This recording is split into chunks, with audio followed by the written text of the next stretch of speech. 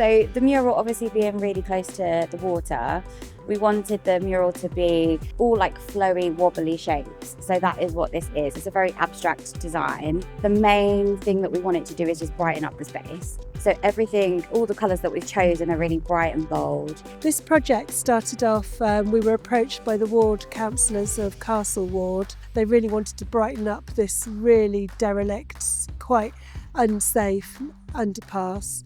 So we talked to them and they gave us their ward funds, and then we went for further funding with the Safer Streets Fund, which we were successful in applying. And we also contacted the Bedfordshire Youth Offending Service, and they really wanted to be on board. So we managed to get funding from the Safer Streets Fund and the Bedford and Luton Community Fund. So, you know, a lot of partners were really happy with the results. So the workshops were a collaboration between Bedford Creative Arts and Bedfordshire Youth Offenders in Queen's Park. And we did a series of 4 workshops where we explored the mural space during design ideas together, discussing what the young people would like to see on the walls. And we did some collage and some painting practice together. And some of the ideas have come together and fed into the design that's being painted behind me. It was good. We split it into 4 2-hour sessions, which I thought was good. It wasn't too intense. It was quite light, music playing and refreshments. So the atmosphere was good and really helped to engage them with their productivity and their creativity. And I thought that was good for them to get inspired and try sort of sample murals and things like that. So yeah, it worked really well. We use the walkway and we want it to be, you know, this nice space for us to go through.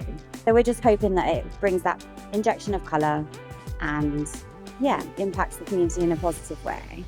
I learned a lot from the process and from everyone that came to the workshops, and how like there can be one idea and that sparks another person to say, oh, but what about this? So it really, if you have a team working together, you can have better ideas collectively. And it's great today to see some of the young people painting and bringing the colourful design to life. For some of them, actually, they've surprised themselves in terms of what they've been able to bring to the project in terms of their ideas and their creativity, but also in terms of surprising themselves in their ability to become involved in a project such as this. You know, it's a legacy for some of them that will, you know, who've lived in the town forever, continue to live in the town for many years to come. And I think actually it's given them a really sort of sense of pride that they can do something like this, sense of achievement. You know, for some of them, they haven't always achieved great outcomes at school.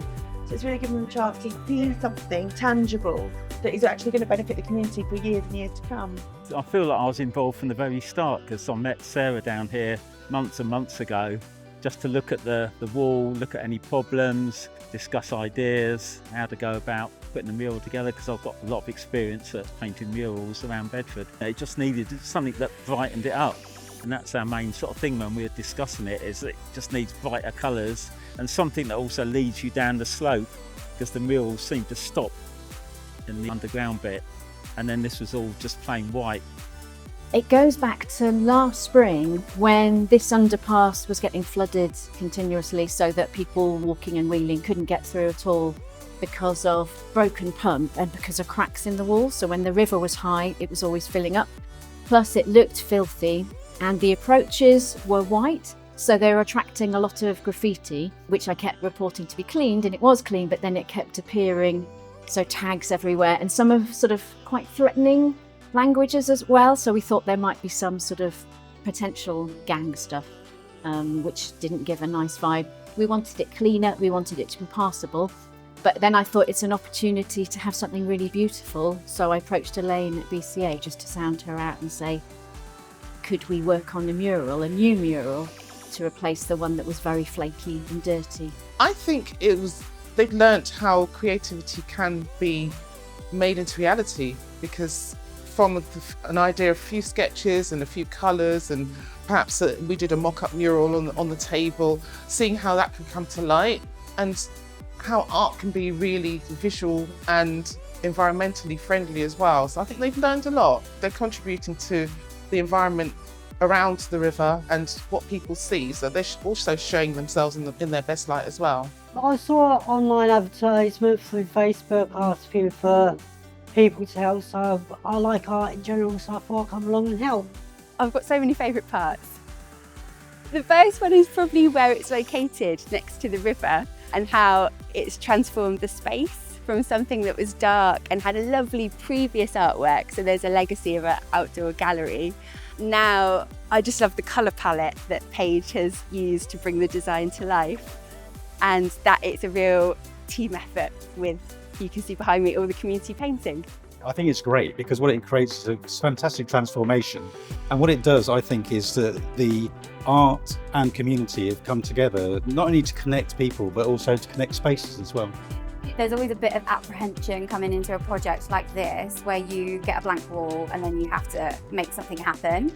So I think the first highlight would probably be getting the first bit of paint on the wall, and it's a bit of like sigh of relief. Then it's been really lovely having the young people come and join in, especially the tiny ones. It's been really lovely to see them get engaged, and they're making their mark on this too, which has been really nice.